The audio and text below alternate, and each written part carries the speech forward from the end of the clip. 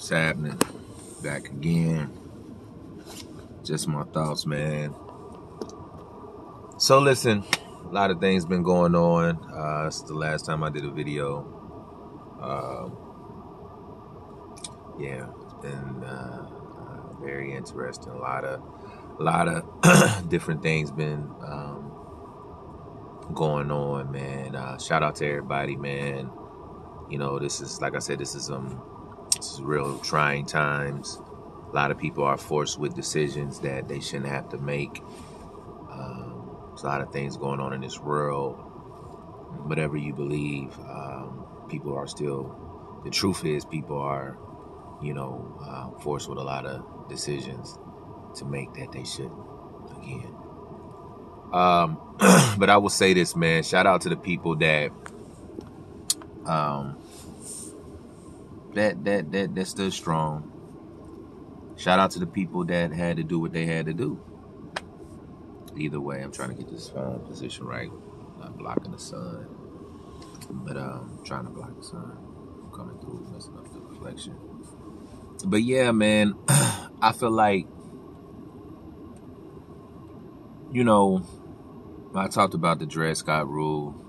I talked about a lot of things in my other videos, but I know that when it comes to us as black people, we have this feeling of, people gonna do what they gonna do. The law gonna do what they gonna do. We don't really have a choice. But the truth of the matter is we always have a choice. And the choice is, for us, man, we really need to come together and realize the importance of us coming together.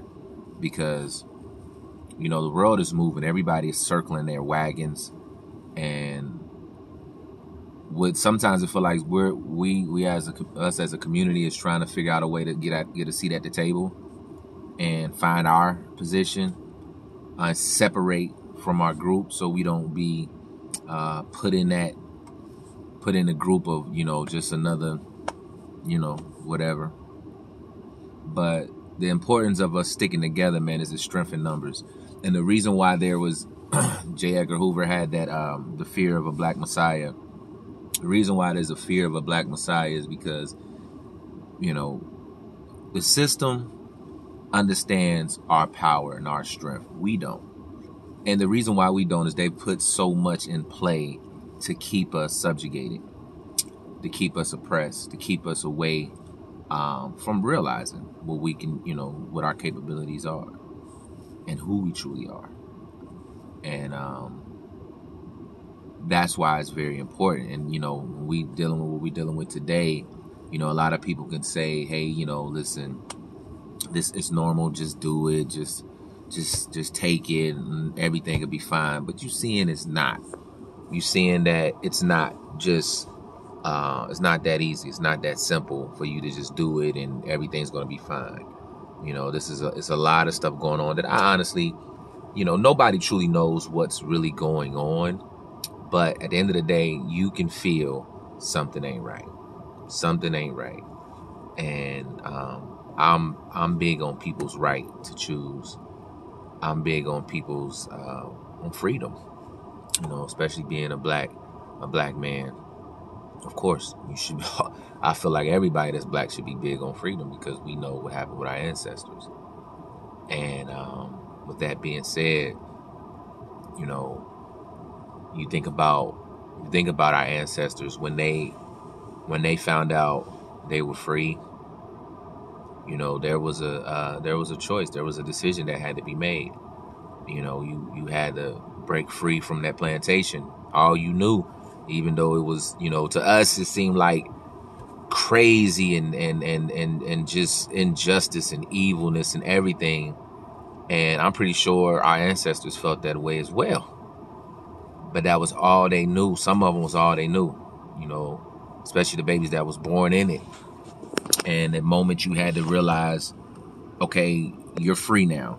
You can leave, and some, might have had a family, whatever, like, where you gonna go?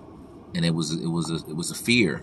I can imagine it had to be a fear there. Like, yo, we got to leave here, but I don't know where to go because the world hates us. No matter where we go, they're going to hate us, kind of like what's going on now. And the world is on that. The world, like, for all we know, everybody feel this way. And where we going to sleep at night? How I'm going to eat? You know what I'm trying to say? Because we was removed from our people. So, and removed from our identity. But we survived. So my point of saying all that and making that comparison is like today when you look at everything, I get it to where people are afraid of, you know, the virus and what's going on and how it can, you know, like, man, you know, you don't want to die. And I get that.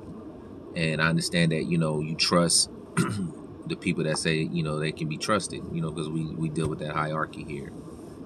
But some things got to just register to you. Like if this country was built on enslavement and, you know, basically doing this, you know, I'm white and I say so tactics, you know, anytime that comes out, you see that in anything, it gotta bring out a red flag. Like, hold up, what? You what? You said at first you come out, and you know what I'm talking about. First they come out and they say, no, we're not going to do that.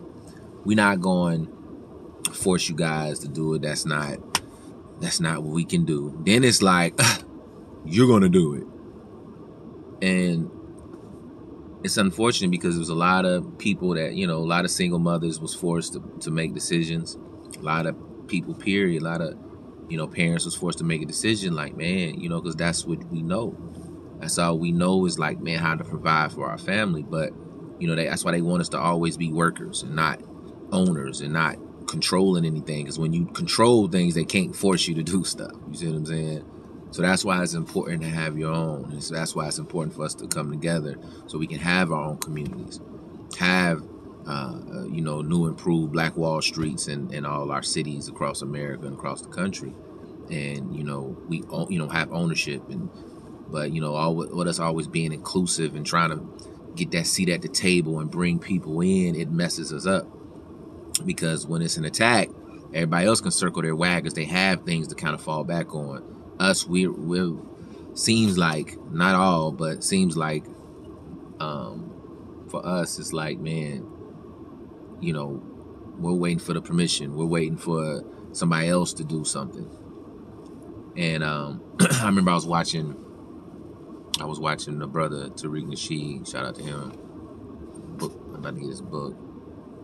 He had said something one time, and I'm paraphrasing, but he had said, imagine if, like, you know, the system was gone. You know, we wake up and pretty much we had to do it on our own. And all the racist people were gone, and the system of white supremacy was just was gone. And it's like, man, imagine that, you know, like, and will we be willing to really start, you know, taking up that responsibility and doing for ourselves? I believe we definitely can. It's in us. It's in us to do it. But I'm telling you, to me, it felt like a lot of the stuff psychologically, what's going on, they're neutralizing us, dumbing us down, keeping us away from our melanin, you know, with the medicine, with the food, all the estrogen in the food that we eat, and, you know, the men not having, you know, low levels of testosterone, and just everything, all the poison, the chemtrails, just whatever, and what's going on with the, you know. So I said all that to say, man, like, that's why it's important for us to really to rise above, come together. We ain't got to agree on everything, but we got to understand the importance of it, because people are circling their wagons these days. And, you know, a lot of times we sit around, I see so many of us, man, it trips me out. I see so many brothers, man, and even sisters. We flying that football team. We flying with Pittsburgh Steelers and Dallas Cowboys. You know what I mean? And everybody else flying some other flags. But we be flying football teams, and that's one of the most. Don't even get me started on that because I already know I got a homie that like to trip out on me because I be going off on the NFL. But whatever, man. My whole point is, man, we need to really get serious, man, and figure out solutions of how to fight back and counter these attacks. With the health, economically, so with our family. Because if things just crash, man, we just sitting there trusting these people, trusting these scientists, these doctors, the government. Like, yo, man, we need to have our own. We need to have our own schools, our own banks. We need to grow our own food. We need to have, control our neighborhoods. Like the same people, that we was protesting about putting the knees on our necks and things like that. The same people we'll call if something pop off. And like, we need to have more control. That's what I'm saying. Like, just that alone, it frustrates me as a man as I'm getting older and I'm seeing this, man. And I want a better world for our babies, for the kids, And, I just wish we knew who we were, who we are as a people. So, but yeah, man, it's shout out again to the people standing strong. Shout out to the people, period, because I know some people had to do what they had to do, to protect their family. A lot of people don't know a lot of stuff, and it's understanding. Like, we gotta make a living. So who has the time to read? I was talking to the sister the other day, and we was kind of having a conversation, and I told her, I started talking about Marcus Garvey, and the sister's, I'm pretty sure she's like a little older than me, and she was just kind of looked at me and was like, "Who is Marcus Garvey?" And I was like, "Oh, wow, okay." But that's what I'm saying, man. So let me get off this phone, man. I see my sister calling me. So, but yeah, man, y'all have a good one. Believe in yourself, man. Stay strong. And you know what I mean? Let's come together, man. Let's start building our communities up, teaching these babies, and man, let's start being men. Let's start, being leaders in our communities. Being better examples, and let's try to change our culture, man. Because we much more than these images that that's being portrayed on TV.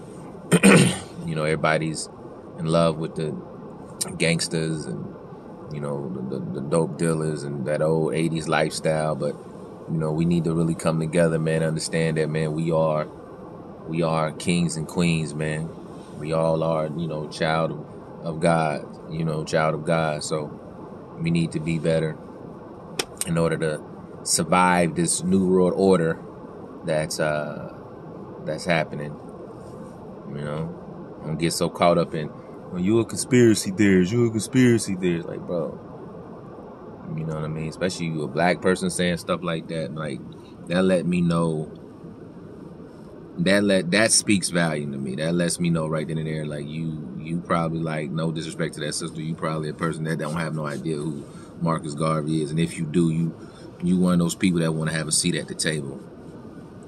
You know what I mean? Because everybody know that conspiracy theory was a thing to throw people off from knowing the truth. So you want to keep having the Stockholm syndrome, that's on you. I have no hate. I don't knock anybody, but we just got to come together, man. Regardless of us disagreeing or what, we got to build up our communities, and we need to be able to, counter all this craziness. So I'm about to hit this road, call my sister back, see what's going on with her. Peace and love to everybody, man. Somebody loves you. My family is me. So peace, man. King Talk Turner. Get that album. You know what I mean? Peace.